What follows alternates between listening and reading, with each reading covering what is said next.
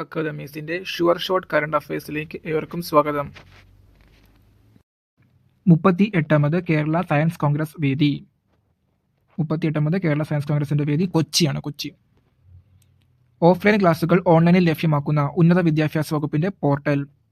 Offline ക്ലാസുകൾ ഓൺലൈനിൽ ലഭ്യമാക്കുന്ന ഉന്നത വിദ്യാഭ്യാസ വകുപ്പിന്റെ പോർട്ടൽ ആണ് K-Learn. K-Learn ആണ് ഉന്നത വിദ്യാഭ്യാസ വകുപ്പിന്റെ പോർട്ടൽ. കേരള ബാങ്കുമായി ലയിപ്പിക്കാൻ സർക്കാർ തീരുമാനിച്ച ബാങ്ക്.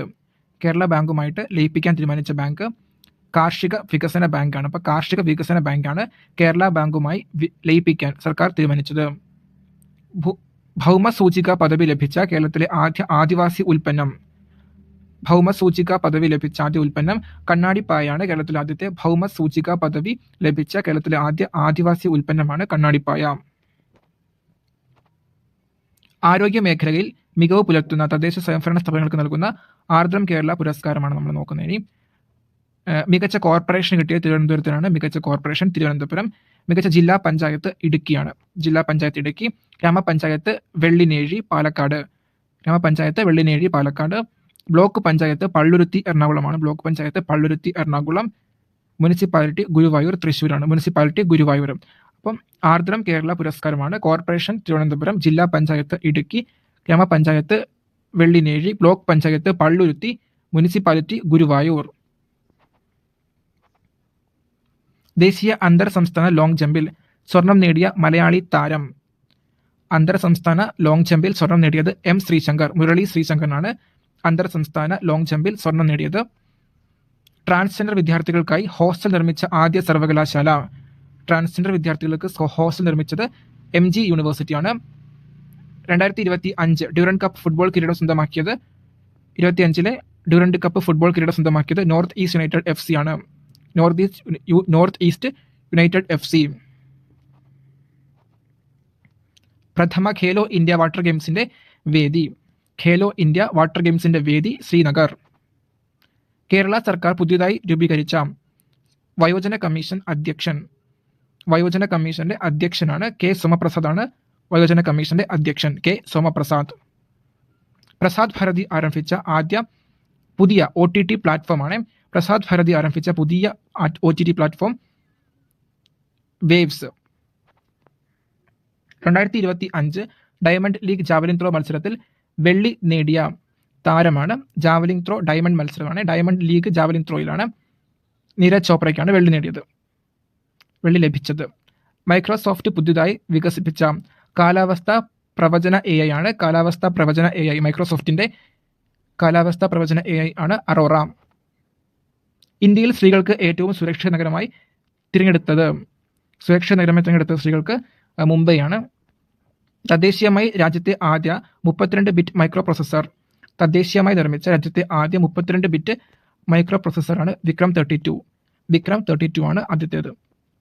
രാജ്യത്തെ ആദ്യ ഹൈഡ്രജൻ തീവണ്ടി നിർമ്മിച്ചത് പേരമ്പൂർ ഇന്റഗ്രൽ കോച്ച് ഫാക്ടറിയാണ്, ചെന്നൈ. ആദ്യ ഹൈഡ്രജൻ തീവണ്ടി നിർമ്മിച്ചത് പേരമ്പൂർ ഇന്റഗ്രൽ കോച്ച് ഫാക്ടറി, ചെന്നൈയാണ്. പുതിയ ആദായ നികുതി ബില്ല് നിലവിൽ വരുന്നത് 2026 ഏപ്രിൽ 1 മുതലാണ്. സമൂഹ മാധ്യമങ്ങൾ നിരോധിച്ച നേപ്പാൾ ഗവൺമെന്റിന് നടന്ന പ്രക്ഷോഭം.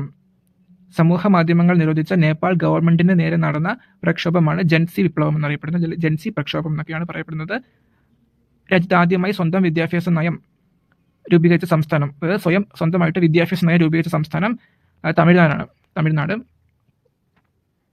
2025 നടന്ന പുരുഷ ഏഷ്യ കപ്പ് ഹോക്കി ചാമ്പ്യന്മാർ ഇന്ത്യയാണ്. 2025 പുരുഷ ഏഷ്യ കപ്പ് ഹോക്കി ചാമ്പ്യന്മാർ.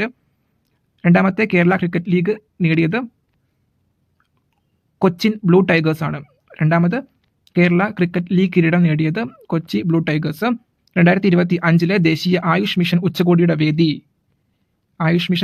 വേദി ഡൽഹിയാണ്.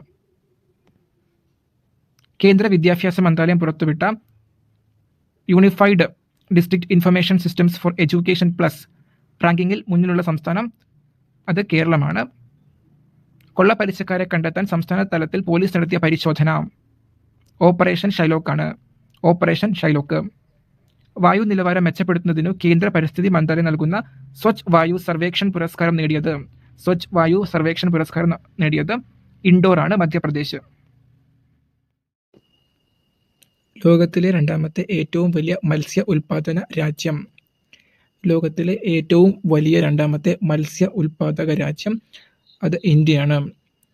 സ്വദേശ് സമ്മാൻ പുരസ്കാരം നേടിയ കേരള സംസ്ഥാന സർക്കാർ സ്ഥാപനം.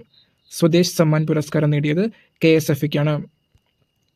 ഊർജ്ജ സംരക്ഷണ സാങ്കേതിക വിദ്യയ്ക്ക് പേറ്റന്റ് ലഭിച്ച കേരളത്തിലെ സർവകലാശാല.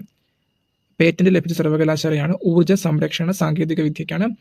അത് കൊച്ചിൻ ശാസ്ത്ര സാങ്കേതിക സർവകലാശാലയ്ക്കാണ്. കൊച്ചിൻ ശാസ്ത്ര സാങ്കേതിക സർവകലാശാല.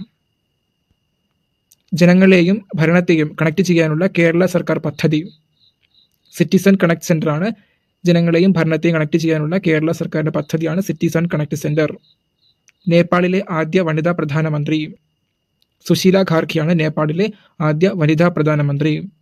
2025 ലോക അത്ലറ്റിക് ചാമ്പ്യൻഷിപ്പിന്റെ വേദി 25 ലോക അത്ലറ്റിക് ചാമ്പ്യൻഷിപ്പിന്റെ വേദി ടോക്കിയോയിലാണ്.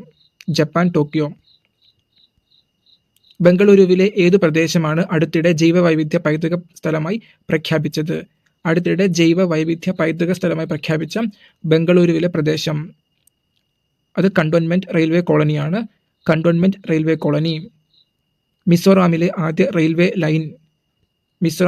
റെയിൽവേ ലൈനാണ് ബൈരാബി സൈരംഗ്. ബൈരാബി സൈരംഗാണ് മിസോറാമിലെ ആദ്യ റെയിൽവേ ലൈൻ. 2025 ലോക ബോക്സിംഗ് ചാമ്പ്യൻഷിപ്പിൽ 57 കിലോ വിഭാഗത്തിൽ സ്വർണം നേടിയത് ജെയ്സ്മിൻ ലംബോറിയാണ്. ജെയ്സ്മിൻ ലംബോറിക്കാണ് 2025 ലോക ബോക്സിംഗ് ചാമ്പ്യൻഷിപ്പിൽ 57 കിലോ വിഭാഗത്തിൽ സ്വർണം ലഭിച്ചത്.